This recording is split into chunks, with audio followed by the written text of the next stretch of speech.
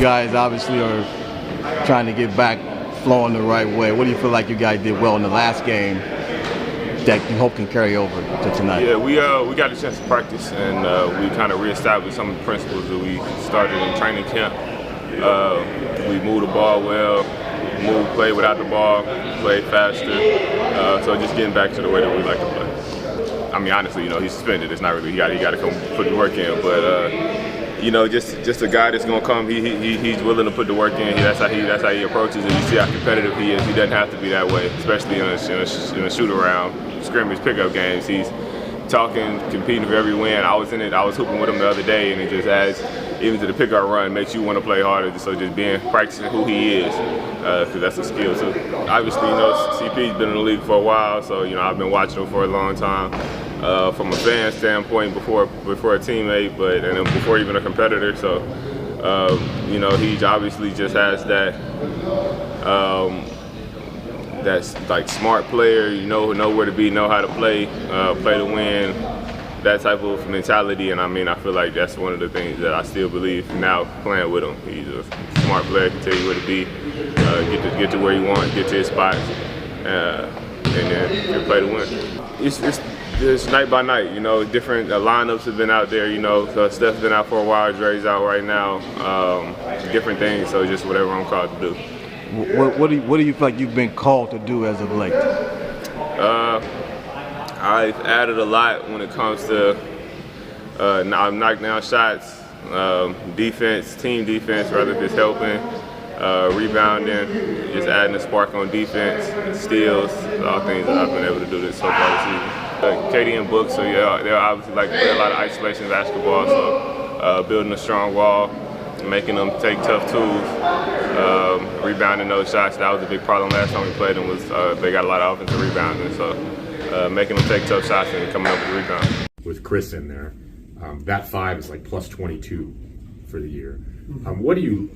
What is it about that combination? Obviously there's some risk with 2 smaller guards, but obviously that lineup has produced. Yeah. What is it about that group together that works, I guess? I mean, besides the 3 Hall of Fame players that on the floor at the same time. Well, but the point, the starting lineup that has worked so great in recent years, as you know, has struggled when Draymond's in there. Right. So how is it different with Chris? Maybe just because of that distributing element? I mean, I think, Steph and Clay have always thrived with high IQ players next to them.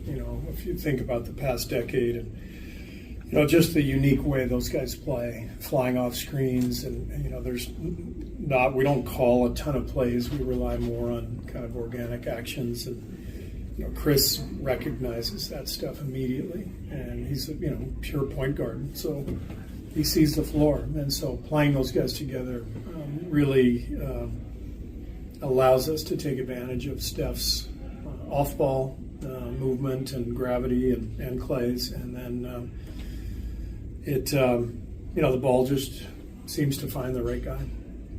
Way back in the opener, Yusuf Nurkic gave you guys some trouble. What's sort of the key for you to stop that? Well, it's really about how the game goes as a whole. So, it's okay if Nurkic scores some points as long as we're handling our keys and our other details that go into the game plan. He's a good player. He's going to score his points. He's going to get his rebounds. He's always put up numbers. So, we've got to take care of business. Where we went wrong last game, we didn't have a very good offensive night. And then I think they killed us on the glass. Okogie really dominated that game with his offensive rebounding, and he made some big shots too. So, much more concerned about that stuff. Get this franchise going in the direction that it's basically in right now. Yeah, I mean, they had put together a pretty good group before Chris got here. They had some really talented players, but they needed somebody to tie it together. And as soon as Chris arrived, it was immediately tied together. So they had a great run. Obviously, we're 2 wins away from a title, but getting that far and watching that team play, they were so well built. What Moody and James did in terms of putting the roster together and then putting a system in place that took advantage of all that talent. It was beautiful to watch. So they were tough. They gave us a lot of problems, and I'll be perfectly honest, I was happy when they lost to Dallas that year. That was they had beaten us that year a couple times, and they were tough matchups. So it was they had a great run with Chris here. You've seen crazy assist turnover ratios, and when you see the number that Chris has, is it even beyond normal, or because you've seen so many greats, the great ones have those kind of numbers? Well, those numbers are really unique. The great ones, they're particularly great at a couple of things. Right.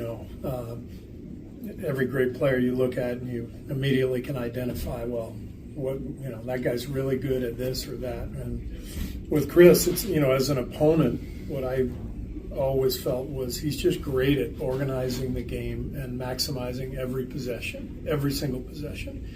And in a game where there's 100 possessions each, that's remarkable. It takes so much focus and wisdom and skill to be able to do that, and that's what Chris does over and over again. So that's his superpower. He controls the game, he runs it, and then he does whatever it takes to win. If he needs to score, he'll score. Otherwise, he's distributing and taking care of the ball over and over and over again. With what you spoke.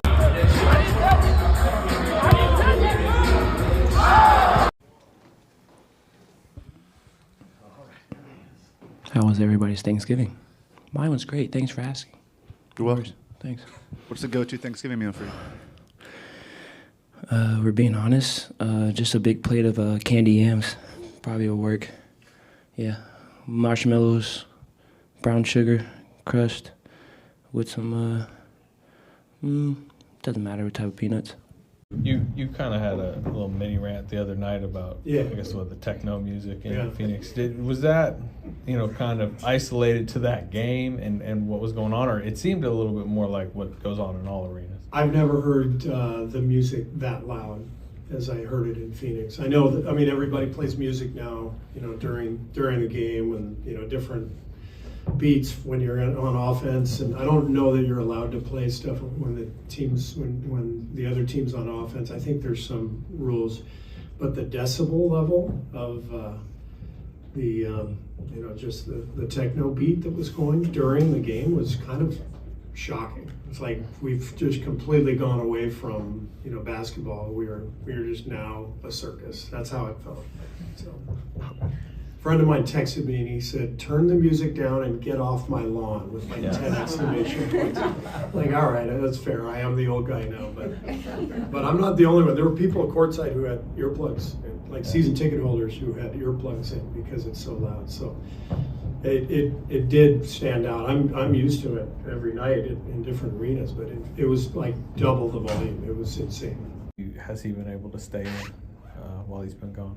He's been working hard with Rick, and he traveled to Phoenix with us, played 3-on-3.